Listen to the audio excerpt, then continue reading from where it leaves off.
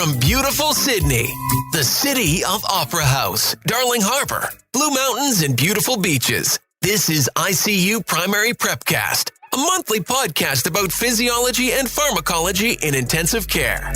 Hi, I'm Maddi. Hi, I'm Swapnil. And today is our Easter special episode. And today we are going to talk about liver physiology. So before we dive into this episode, Maddi, how was your Easter celebrations? I don't know. I think COVID's changed a lot of people's way of life. I had night shifts, so that didn't change much. But otherwise, just been at home and having chocolate, but didn't get to see the family or anything like that. How was yours? I was working in Wagga and I had some exciting cases, I guess. But you're right. COVID has literally changed the way of life. And it's really sad that we can't socialize the way we used to. And miss out on those aspects, I guess. But I think we must thank the community, the way they embrace these changes. And that has resulted in pretty much no cases in most of the hospitals, which is pretty good result, I guess. Yeah, I think everyone's been doing a very good job at social isolation. That's right. So let's start with our today's episode. So we are going to talk about liver. And I remember the liver physiology and pharmacology was my viva when I sat my primary exam. So pretty close to my heart, I guess. So let's start with the first question. Can you please describe the blood supply to the liver and its regulation? So the basic functional unit of the liver is the lobule, which is composed of a roughly hexagonal arrangement of plates of hepatocytes that radiate around a central vein. This central vein empties into the hepatic vein, which then empties into the IVC. At the vertices between these adjacent lobules are portal triads, which consist of branches of the portal vein, the bile duct, and hepatic artery. Blood from the portal vein and the hepatic artery flow and mix within the sinusoids that radiate from the portal triad and drain into the central vein. Sinusoids also contain endothelial cells and Kupffer cells, and the endothelium is fenestrated. Blood flow to the liver is derived from both the hepatic artery and the portal vein. The total blood flow to the liver is about 1.5 litres per minute, which is almost 25% of cardiac output, of which about 30% is supplied by the hepatic artery and 70% is supplied by the portal vein. The hepatic artery is a branch of the celiac trunk. It is a high-pressure, high-resistance system that has a muscular coat and contributes 40 to 50% of the liver's oxygen supply. It has a baseline oxygen saturation of 98%. The portal vein is valveless and drains blood from the intestines, spleen, stomach, pancreas, and gallbladder. It is a low-pressure, low-resistance system and contributes about 50 to 60% of the liver's basal oxygen supply. It has a baseline oxygen saturation of about 85% during fasting, but this decreases as gastrointestinal activity increases. The mean pressure within the portal vein is 10 millimeters of mercury, whereas the mean pressure in the hepatic artery is 90 to 100 millimeters of mercury. Given the liver's high resting flow rate, an increase in oxygen demand results in an increased oxygen extraction. Control of liver's blood flow is via control of the hepatic arterial inflow, the portal venous inflow, and the interrelationship between these two circuits. Firstly, in terms of the hepatic arterial flow, part of this is regulated through autoregulation. This is where decreased hepatic artery pressure down to about a systolic of 80 millimeters of mercury results in decreased arterial resistance and thereby increased flow. Conversely, increased arterial pressure causes myogenic constriction and thereby increases resistance. Autoregulation is best when the liver is metabolically active, especially in the postprandial state. The next component of regulation of the hepatic artery is due to flow being proportional to the change in pressure divided by resistance. The degree of resistance or the degree of vasoconstriction or dilatation of the hepatic artery is the main mechanism by which hepatic arterial flow is controlled. Factors that affect the resistance of the hepatic artery include hormonal factors such as angiotensin II and vasopressin, which result in vasoconstriction of the hepatic artery. Alpha agonists also cause vasoconstriction, whereas beta agonists cause vasodilatation. Low doses of adrenaline causes vasodilatation, whilst high doses cause vasoconstriction. Neural control also is involved. The hepatic artery has alpha-1 adrenergic vasoconstriction receptors as well as beta-2 adrenergic, dopaminergic, and cholinergic vasodilator receptors. Now coming to portal venous flow. There is no autoregulation within the portal system. Flow is proportional to the portal pressure, and pressure depends primarily on blood flow in the mesenteric and splanchnic arterioles and on the intrahepatic resistance. Therefore, factors that increase blood flow through the splanchnic vessels, such as digestion, and metabolic factors such as glucagon, will increase portal venous flow. The portal vein also has alpha-1 adrenergic receptors, activation of which causes venoconstriction. There are also some hormonal factors, such as angiotensin II and catecholamines, which cause vasoconstriction of the portal vein. And there's metabolic factors, such as hypercapnia and acidosis, which also increase portal venous flow. A decrease in portal blood flow leads to passive decrease in the intrahepatic pressure and a passive ejection of blood from the hepatic reservoir into the central venous system, which also increases venous return and thus may increase blood flow in the splanchnic vasculature. And finally, there is an interrelationship between the portal venous and the hepatic arterial flow. Decreased portal flow causes a decrease in hepatic arterial resistance and therefore increases arterial flow. This is called the hepatic arterial buffer response and is thought to be secondary to adenosine. The accumulated adenosine also results in the activation of the hepatorenal reflex, which reduces renal sodium and water excretion. The hepatic arterial buffer response is capable of buffering between 25 to 60% of decreased portal flow and helps to minimize the influence of portal venous flow changes on hepatic clearance and to maintain adequate oxygen supply. But alterations in hepatic arterial flow do not induce a compensatory change in portal venous flow. Thanks, Maddi. And often the way this question will be asked in an exam or in Viva settings is you'll be shown the structure of functional unit of liver outside the Viva room, that is hepatic sinusoid, and you'll be asked to describe the structure and asked to describe zone 1, zone 2, zone 3, and subsequently the Viva will go into the hepatic blood flow. And it's a very crucial question for primary exam preparation. So make sure that you read this answer and prepare it very well. Now, one of the important functions of the liver is drug metabolism or drug clearance. Can you please outline the effect of liver blood flow on drug clearance? Yep, so hepatic clearance of a drug is a product of the hepatic extraction ratio multiplied by the hepatic blood flow. The hepatic extraction ratio is the fraction of the drug in the blood which enters the liver and is irreversibly removed during one pass of that blood through the liver. It is determined by the concentration difference of the drug entering and leaving the liver divided by the concentration entering the liver. For drugs with an extraction ratio towards 1, most of the drug is eliminated during a single pass through the liver.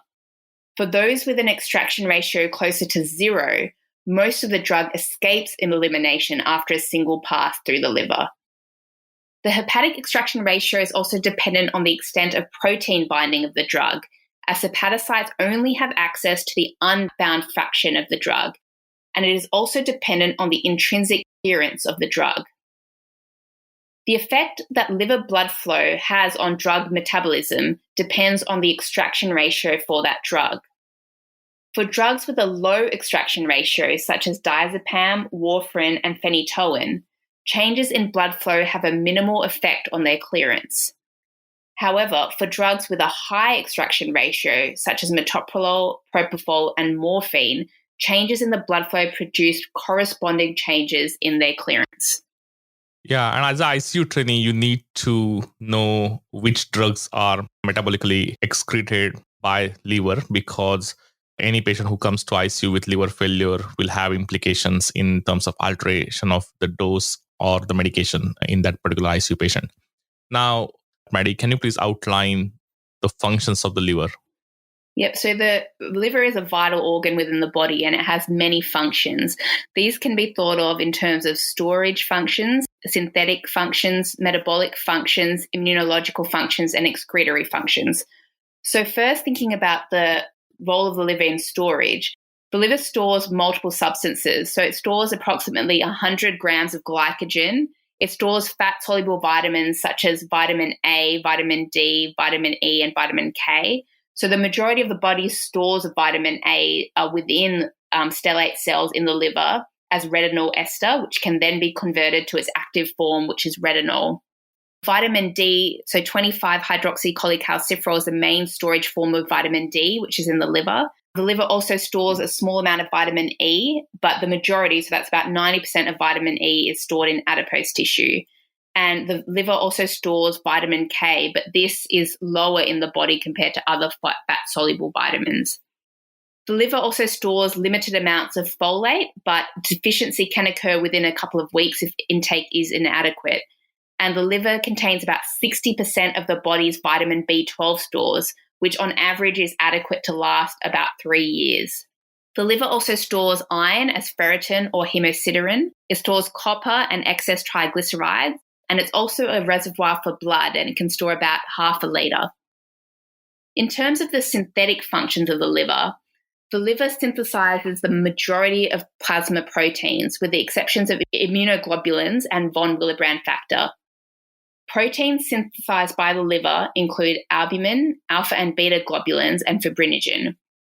It also synthesizes bile acids, which are then concentrated and stored in the gallbladder, and it synthesizes 25-hydroxycholecalciferol from cholecalciferol in the skin, which is then converted to calcitriol in the kidney. It can also synthesize glucose, lipids, and amino acids, angiotensinogen, and in the fetus, it synthesizes erythropoietin. The liver also has some very vital metabolic functions.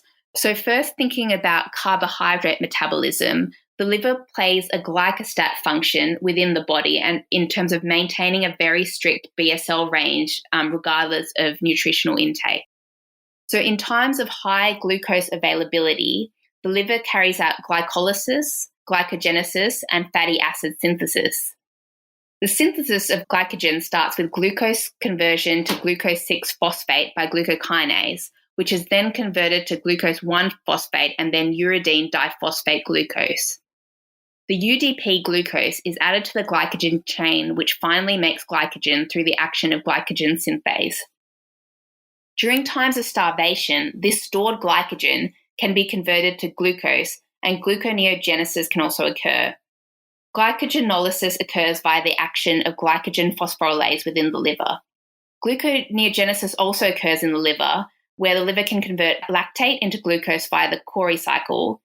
It can convert glycerol into glucose via phosphorylation, and amino acids into glucose by initial conversion to oxaloacetate or other TCA cycle intermediates or pyruvate. Now, coming to lipid metabolism, the liver synthesizes fat from proteins and carbohydrates, which are then transported in lipoproteins to adipose tissue for further storage. It also can synthesize cholesterol, phospholipids, and most lipoproteins. It also performs oxidation of fatty acids to supply energy, where the fat is split into glycerol and fatty acids, which are then split by beta oxidation to form acetyl-CoA. This can enter the citric acid cycle and be oxidized to provide energy. In terms of protein metabolism, the liver can degrade amino acids by transamination, deamination, and decarboxylation to form glucose or acetyl-CoA. The rate of protein turnover within the liver is just 10 days versus about 180 days in muscle. It can also perform oxidative deamination of amino acids, where the amino radical is removed from the amino acid, thus converting it into an alpha keto acid and ammonia.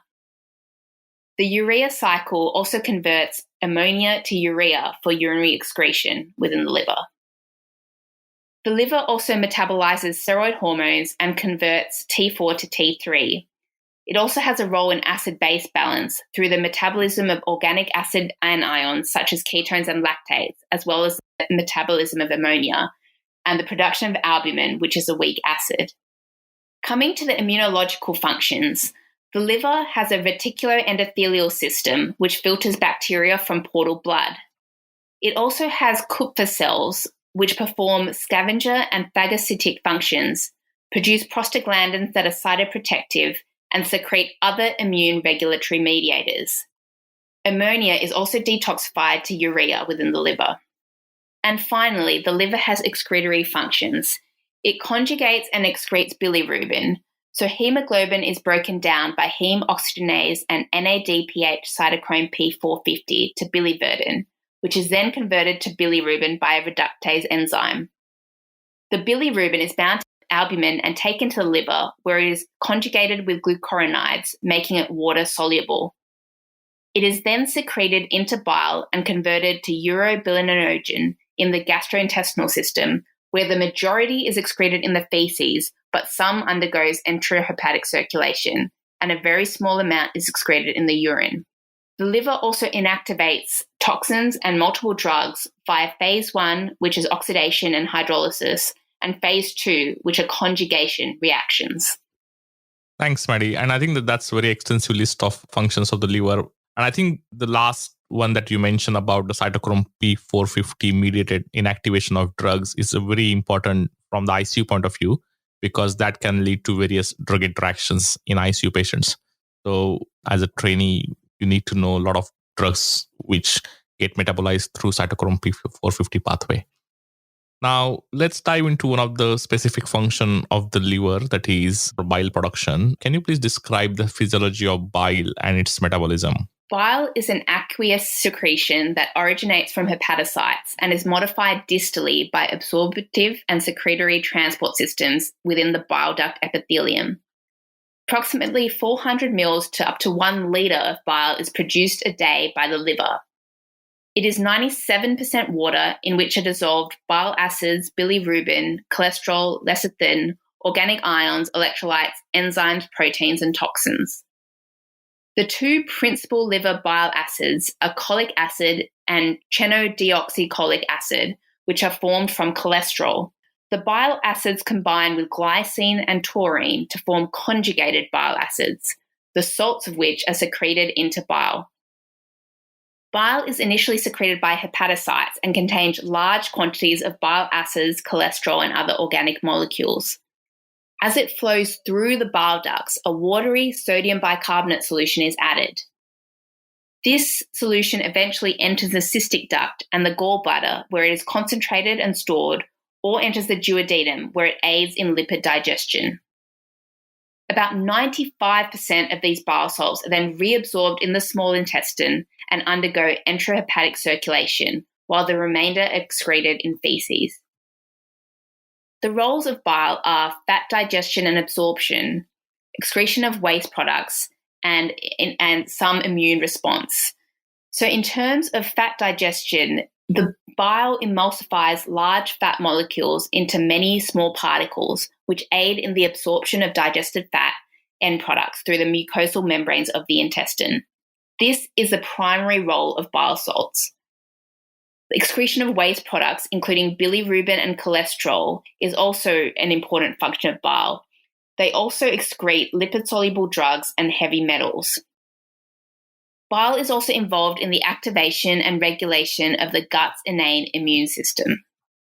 The regulation of bile formation and secretion involves bile salts themselves, which are the primary determinant of bile formation, and the amount that the hepatocytes excrete these bile salts is controlled by the rate of return of these salts to the liver by the enterohepatic circulation.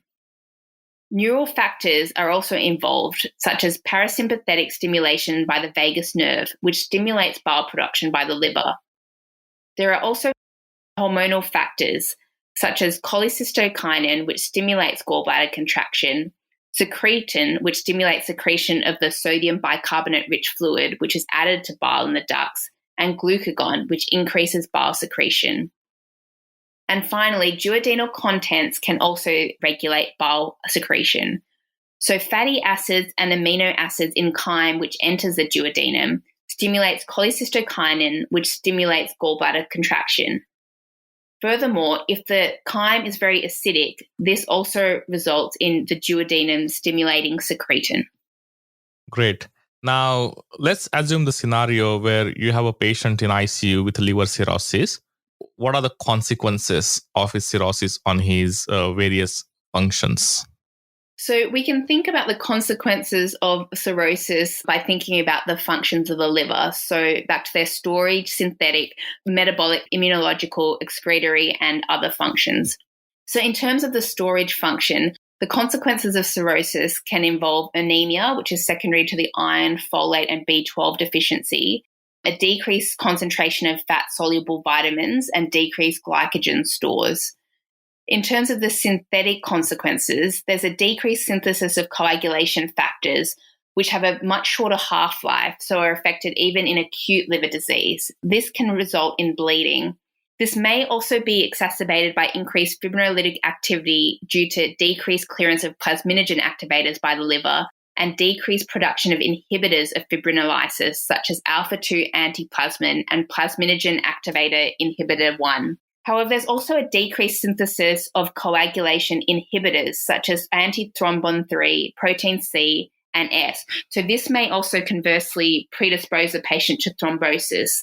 Therefore, it's sometimes difficult to know what the hemostatic picture of someone is who has liver cirrhosis. There's also a decreased production of albumin, which has a longer half-life compared to these coagulation factors. This can result in decreased oncotic pressure and edema. And there's a decreased activation of vitamin D, which can result in hepatic osteodystrophy. In terms of the metabolic consequences, from a carbohydrate point of view, the glycostat function of the liver is affected. So there's decreased gluconeogenesis and glycogenolysis, which can lead to hypoglycemic episodes. However, patients can also have hyperglycemia, especially postprandially, due to increased insulin resistance. In terms of protein, there's increased protein catabolism and plasma amino acid levels, which can result in muscle wasting. Furthermore, the liver is the only organ in which the complete urea cycle is expressed, which converts ammonia to urea. This can result in hepatic encephalopathy due to the buildup of ammonia. In terms of fats, there's increased plasma-free fatty acids due to increased peripheral lipolysis and decreased lipogenesis. Fatty liver disease and increased serum LDL concentration can also result. Cirrhosis also results in impaired metabolism of steroid hormones. So there's impaired metabolism of estrogen, which results in higher estrogen levels and can result in palmaerythema, gynecomastia, and hypogonadism. There's difficulty metabolizing aldosterone, which can result in secondary hyperaldosteronism. And in terms of acid-base balance, this secondary hyperaldosteronism and decreased albumin can result in a metabolic alkalosis. Conversely, the decreased metabolism and clearance of lactate can result in a metabolic acidosis. From an immunological point of view, there's cirrhosis-associated immune dysfunction. And from an excretory point of view, clearance of drugs can be markedly affected, and decreased clearance can result in increased toxicity and side effects. There's also impaired conjugation and excretion of bilirubin, which can result in jaundice, pruritus, and fat malabsorption. And other effects include increased portal venous pressure secondary to the cirrhosis, which can result in portal hypertension, formation of varices, ascites, and splenomegaly. The splenomegaly can also result in thrombocytopenia. The liver also inactivates many vasodilators, and an hyperdynamic arterial circulation can result due to arterial vasodilatation. There's also altered sympathetic tone and production of nitric oxide and vasodilators. This vasodilatation can result in decreased effective circulatory volume, which can trigger the baroreceptor response and trigger renin-angiotensin-aldosterone system activation. This can result in sodium and water retention. Hepatorenal syndrome can also result due to the increased activation of the renin-angiotensin-aldosterone system, leading to increased renal vasoconstriction and decreased GFR. And finally, the hepatopulmonary syndrome can result with cirrhosis. Thanks, Maddi. And liver is such an important organ that it basically affects every other organ if it gets affected. And that's why the cirrhotic patients are really very complex patients. As you mentioned, they can have metabolic alkalosis or acidosis. Even the blood picture appears to be coagulopathic. They are still at risk of developing thrombosis. They are overall very tricky patients. And every single other system can be affected in a patients with liver cirrhosis. So it's really important to understand the liver physiology in depth. Now, normally the flow of the Viva will be after examiner asks you question on anatomy, physiology, one of the key function of the liver, and then the Viva will go into the liver pharmacology of hepatic encephalopathy, which we have already discussed in pharmacology of GI system episode. So make sure that you refer to that episode as well. So Maddi, we are coming to the last part of our podcast. That is your joke. And I can see that Easter is not again an exception for me. So yeah, tell me my punishment. Okay. I don't think it's a punishment. I think it's a good thing. But anyway, we can have differing opinions. So why is it dangerous to tell an Easter egg a joke? Who tells a joke to the Easter egg? Is it because the Easter egg is sad due to COVID-19? No. It might crack up. Oh my gosh. That's a good joke, Maddi. Look, the reason I keep asking this question because I hate failures. And every time a question, I can't give you the right answer. So it's been going on for last 2 years. And I can't see me coming out of this vicious cycle now. So that's why. But anyways, I like your jokes. And a lot of people like your jokes as well. So Thanks. Let's continue the tradition. Thanks, Maddi. Thanks, listeners. So this is the end of our today's podcast on liver physiology. We will be back with another episode on physiology in next month. Till then, goodbye and have a nice time. Thanks for listening. See you next time.